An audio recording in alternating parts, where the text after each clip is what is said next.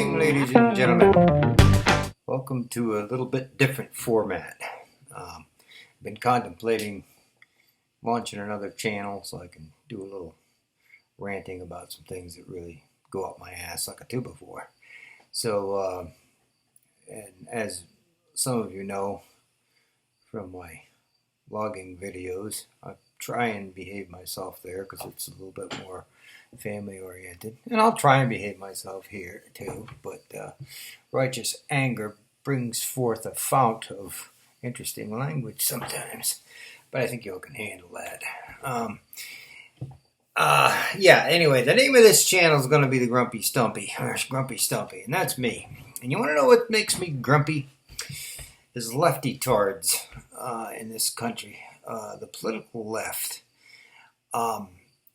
It's bizarre to me how they even consider themselves Americans and hide behind the American flag, which they like to burn and abuse, along with any law and order that would like to, stand behind that flag and the blood and the sweat and the guts that have died throughout the decades and centuries, actually, defending that and the freedom which it represents. Now, is it perfect? Is this a perfect union? Is it the most perfect place on earth? And I don't know about that.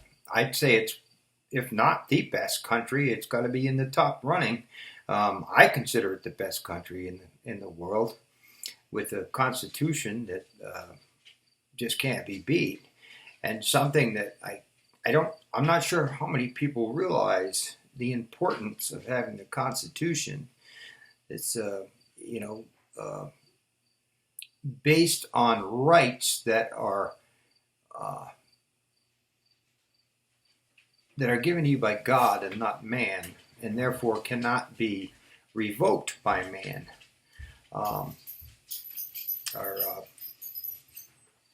Bill of Rights says, in order to form a more perfect union, we hold these truths to be self-evident, that all men are created equal, that they are endowed by their Creator with certain inalienable rights, and that among these are life, liberty, and the pursuit of happiness. Not the guarantee of happiness, not a guaranteed equal outcome, but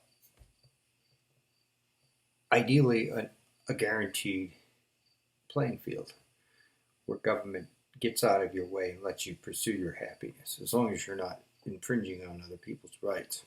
Which brings us to the current situation, where a lot of people's rights are being infringed when we see private property destroyed and burned by these fucking scum that I can't imagine them calling themselves American, because they just don't act American, and they certainly don't hold any American ideal that I know of.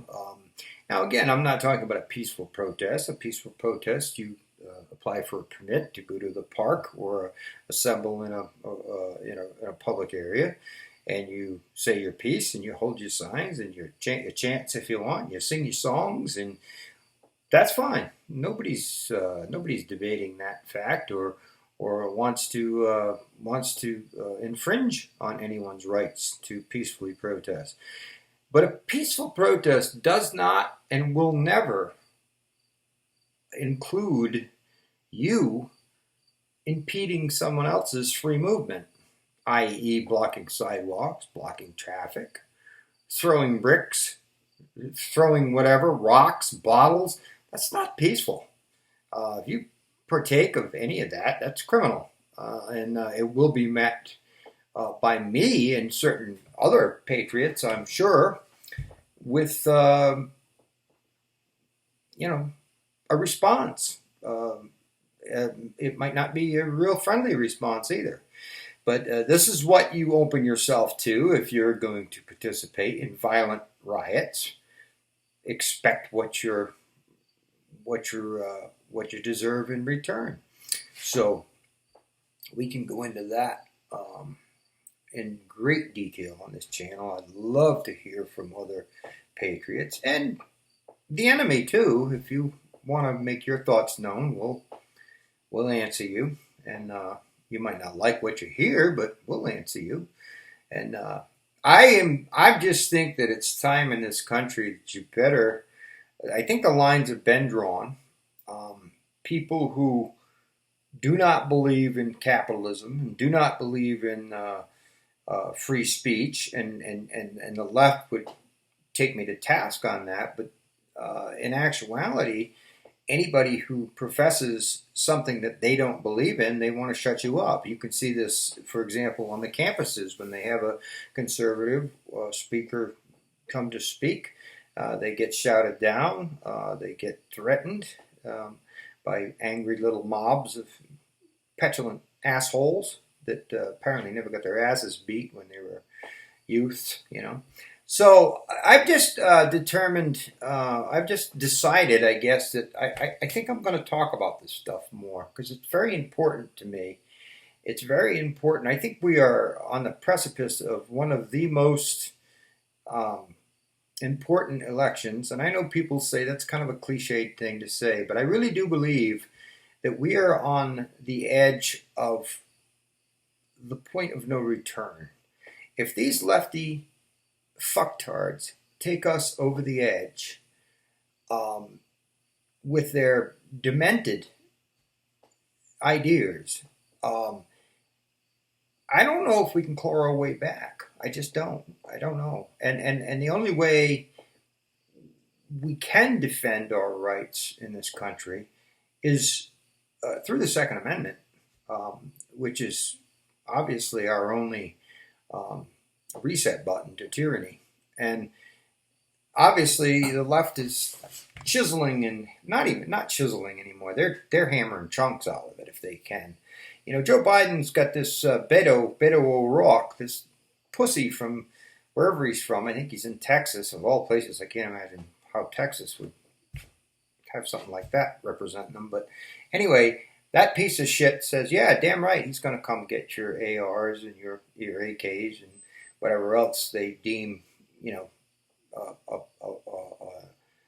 assault weapon. You know, I hope some of you might want to look up the term Das Sturmgewehr and see where it comes from and where it got its origins. It's a very familiar situation of what's going on right now. But we'll get into that at another time too. But anyway, it's a media term that was bantied about in, I believe it was 1938, by a certain Nazi party in Germany. There's a lot of things that we could talk about and discuss here, and maybe actually come up with some good ideas, and some readiness too to be prepared to talk to these nitwits. I don't know how much you're gonna. I think we're beyond talking to these nitwits. I think it's just going to be a response, whether it be armed or not. You know, I don't want to say any more that I hope not, because to be quite honest, I think it's time to get this over with. It's rather like being really sick to your stomach for many hours and nauseated and ill, and you know the only thing that's going to make you feel better is to just puke it out. Just blow chunks and start feeling better. Unfortunately, I think we might be at this point. I've never seen anything like it, and I certainly can't. I certainly could never even comprehend watching as city blocks, literally city blocks, not just one building, or what that would be bad enough, but literally city blocks, hundreds and hundreds of businesses and private property, and people's livelihoods go up in smoke by these goddamn thugs. And I do not use the Lord's name in vain. That's not vain. That's the truth. They are scum. And they are not Americans. These people are just not. There's nothing American about them. So I don't see it as any different than enemy combatants, terrorists within our own walls, you know, the Trojan horse theory here.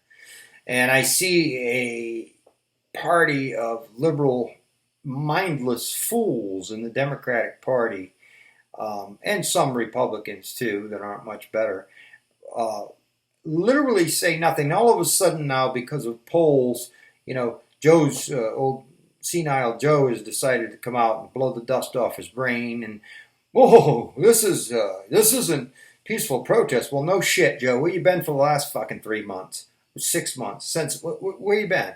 Where you been, Joe? Hiding in the basement? Yeah.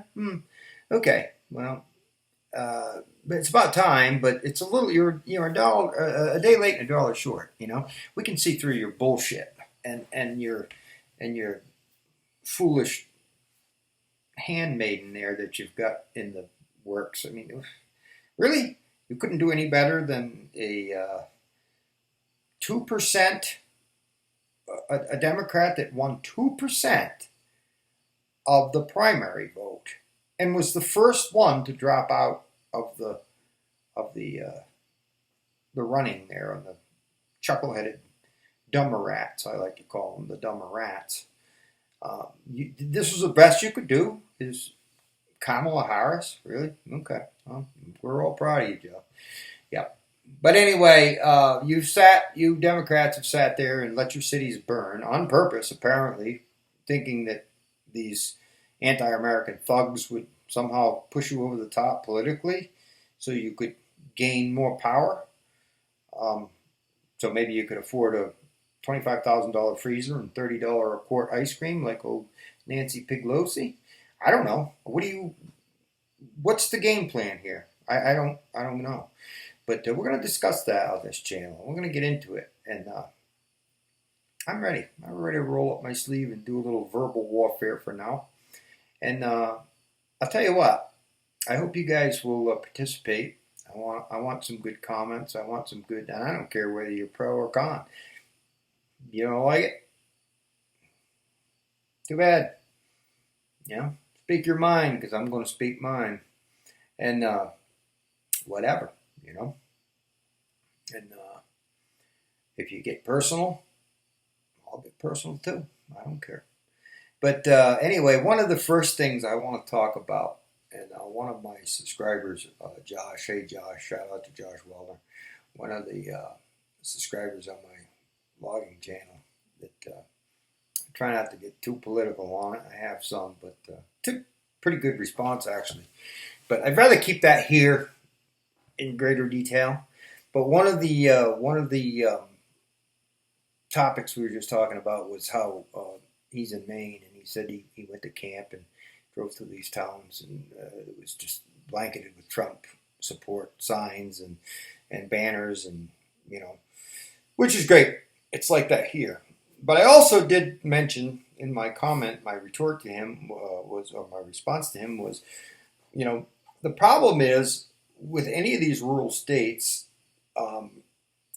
states with large land areas and not huge populations. The population centers in Pennsylvania, for instance, are Pittsburgh, which is more of a working man's town, I think. Although the Democrats had great influence there with the unions, and I think they've lost a lot of that only because, and I have no problem with guys, a union getting together for better working conditions, and I get all that. That's not my beef with the unions.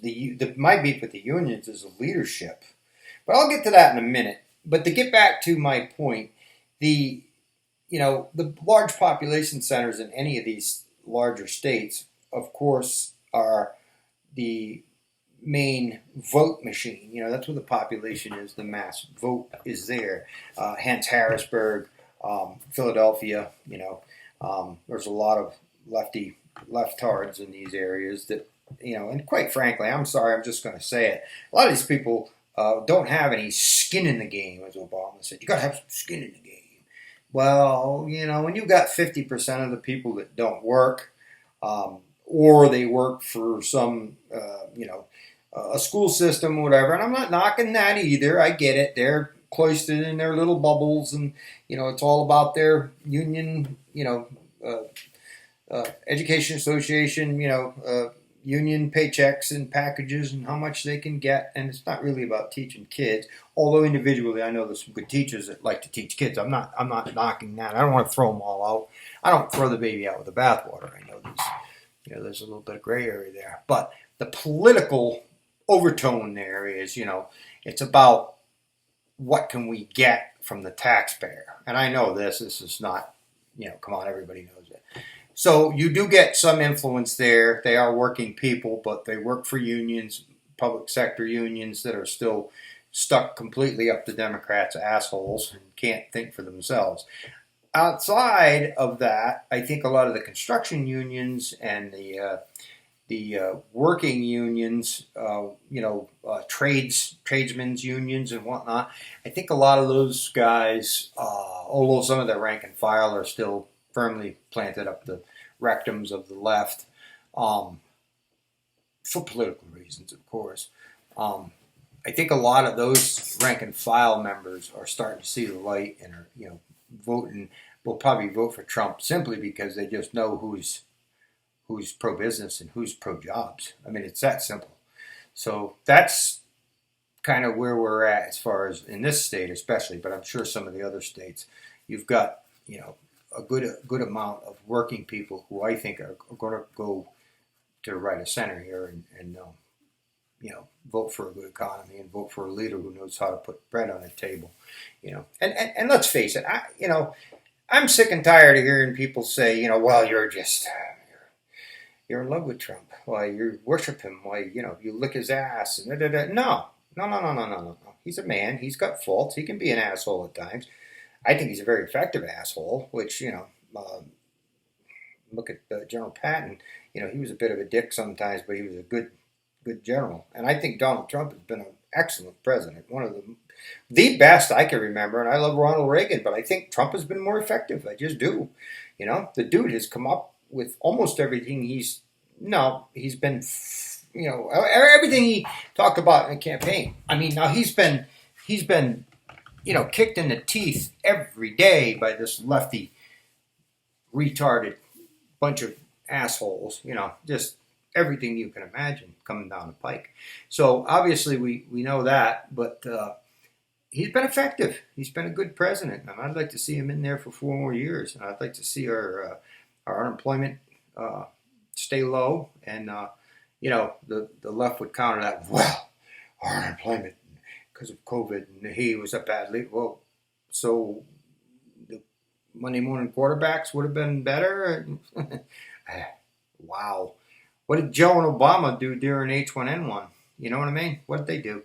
They didn't even replenish. They didn't even replenish the PPE, and Trump gets the blame for that too. It's quite amazing when you think about all this stuff. So I hope people are paying attention. But anyway, get back to my main topic tonight. What really has made the Stumpy grumpy? Okay, this is what makes me frickin' grumpy. We hear now that we can't possibly make it to the polls to vote. There's no way. There's just no way. No, we can go to Walmart, okay, and wear a mask. We can go to wherever and wear a mask. We can go out, these poor restaurants, but 25% diet, whatever, okay. We can do all this and wear our little masks, okay.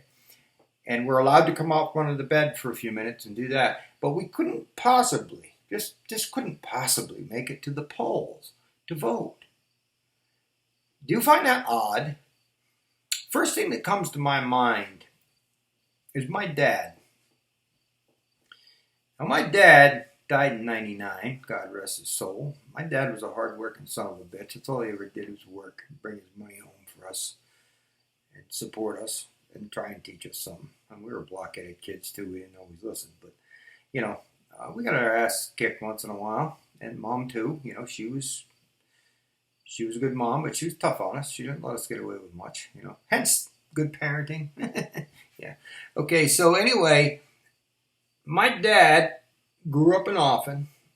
He was orphaned. His mother died at a young age, 7 or 8 years old or something. I think maybe he was 7 or 8 years old. I think it was one of the younger siblings. She gave birth and she died. I guess maybe along with the baby. I can't remember the whole story. But anyway, he was orphaned. The dad was a drunk. So he came up in foster homes. He had it rough. All right. So in 1940, was it 42? I think I think it was in January of 42. I can't remember. It was after Pearl Harbor, but he enlisted and went to Fort McClellan. I think it was later because they rushed his training with I think it was Fort McClellan, Alabama for basic. And anyway, they shipped out, and he ended up in the D-Day invasion. So my dad, I think he was 23 years old or something. I can't remember exactly. In a Higgins boat, launched off of one of the troop vessels there and down the nets, just like on Private Ryan. He told me all about that about 10 years before the movie came out. And it was as if they asked him to write that scene. That's how accurate he was on that. And when I saw that movie the first time, I kind of broke down and did a little squirting from my eyes because it was like listening to my dad tell his story. And anyway, under machine gun fire in 88, German 88, the big guns that they were very accurate with, they climbed off of these troop vessels and down into these Higgin boats, which were the little things that would bob along the waves, and the front end would drop down on them and out they'd go. And he did that along with his compadres, and he watched them get machine gunned. He said you could see the mess in front of them with pieces and parts before you ever hear the report of the machine guns up on the bluffs. And here these young kids had the balls, the fucking unmitigated balls to face that Nazi enemy and climb those cliffs on grappling hooks and fight and claw and dig their way up over that and blow them pillboxes up and take that friggin' beach so that the rest of them could come through and finally defeat the Nazis after a lot of blood, sweat, and tears. And we don't have the fucking balls to go to a voting booth and vote? Really? That's what makes me grumpy, is thinking about that. Think about that. Think about the men and women who have died, limbs blown off, lives shattered for our freedoms in this country, for what that flag represents. And we're not supposed to have enough balls to put our little masks on and go to the voting booth. Really? Who's feeding you this fucking bullshit? It ain't Donald Trump. It's Joe Biden and the left. That's all I'm going to say tonight, guys. God bless, and God bless this country. Ta-ta, y'all.